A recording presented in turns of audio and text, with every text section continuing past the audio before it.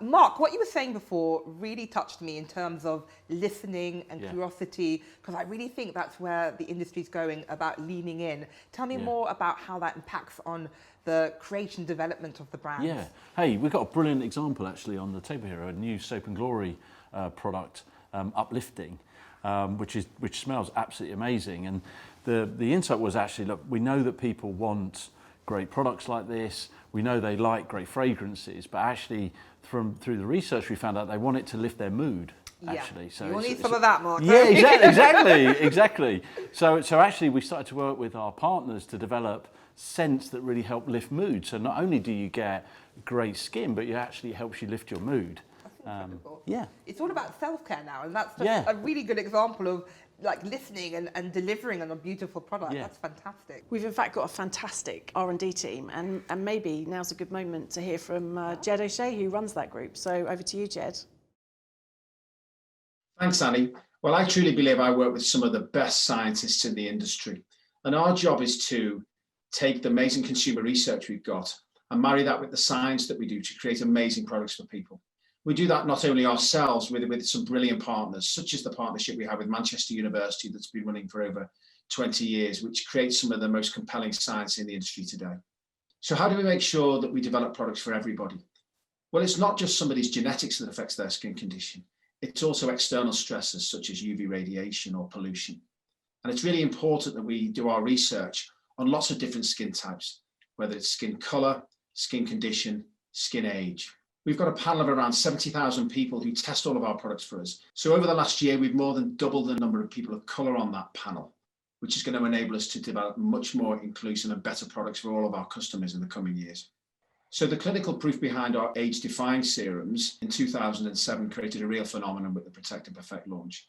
And we've continued to research those serums over the years, and most recently discovered with Nottingham University that they penetrate up to 10 layers deep in the skin. So nobody else has been able to prove anything like that. I'm hugely passionate about inclusivity in science and innovation, and in particular, the next generation of scientists coming through.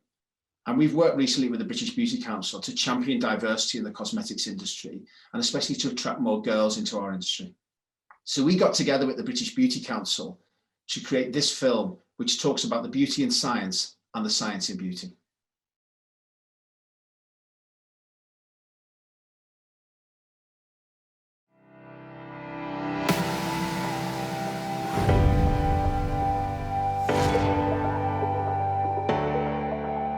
I have two big passions in life. I love skincare and I love science, and I get to enjoy both of my loves.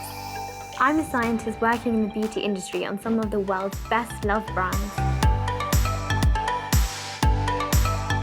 This is one of our most popular products, the No7 Laboratories Line Correcting Booster Serum. To put this into your hands, it took about 50 people 3 years. That's a lot of super science and a lot of scientists. Here are a few of them. I'm a biologist. I specialize in skin biology. My research looks into unlocking the secrets of the skin. This is where the product turns into something that you would recognise, whether that be a foundation, a cream, a serum.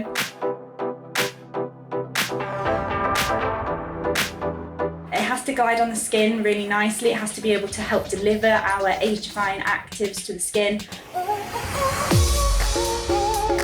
Now you have your serum from the formulation team, we need packaging.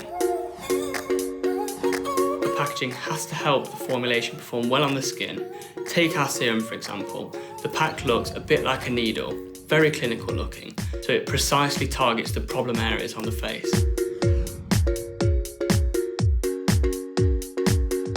Christmas packaging team even took out 2,000 tonnes of plastic for Christmas 2020 last year. So we have a product, but we need to check that it works.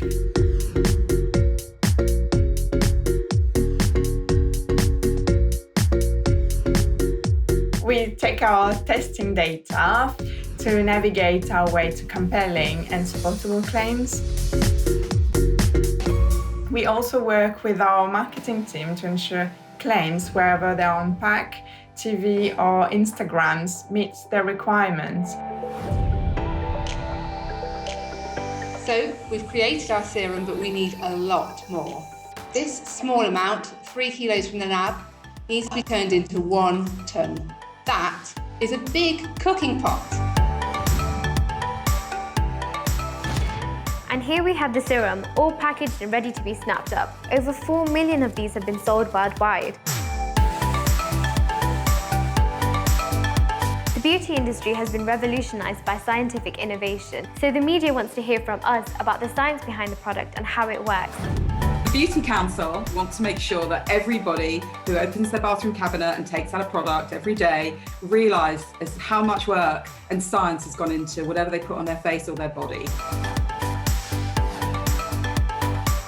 And we need more people to join us.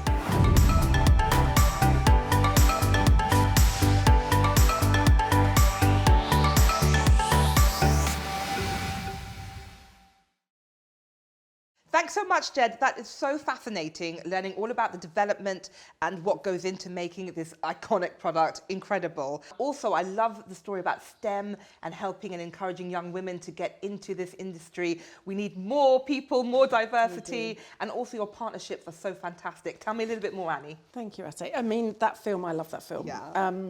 And we're really proud to have made it in a partnership with the British Beauty Council. I know you're on the board. Me too, me too. So we're really proud to work in partnership with British Beauty Council. That film I showed to my 13-year-old stepdaughter, who's literally at the moment choosing all her options at school and wants to do sciences. And she was like, I had no idea that these career paths were open to me. So I think it is really, you know, inspiring for young women, and we definitely want a much more inclusive industry. So I think that's great work. With the British Beauty Council, we're also working on diversity and inclusion and sustainability. So fantastic partnership with them. Couple of other partnerships to mention. We on Soap and Glory, we have a fantastic relationship with the Hygiene Bank. We give a lot of product to the Hygiene Bank, which is helping people who are struggling maybe to do self-care, particularly through the pandemic. So that's been a really important initiative for us. And then on No7, we've had a long-standing partnership with Macmillan, and we've actually got Macmillan to train a number of our beauty advisors, in fact 700, who are now really proficient in how to help women going through chemotherapy, to figure out, you know, how to raise their confidence and their inner well-being. So I think they're just two examples of fantastic partnerships. It's a really important principle, but every single one of our brands has a really clear social purpose, and we believe passionately that's really important for the future. Thank you so much, Annie. I think it's incredible what the team are doing. I think the beauty industry is all about having to be socially minded, looking forward, and just helping people in their everyday life. It's incredible.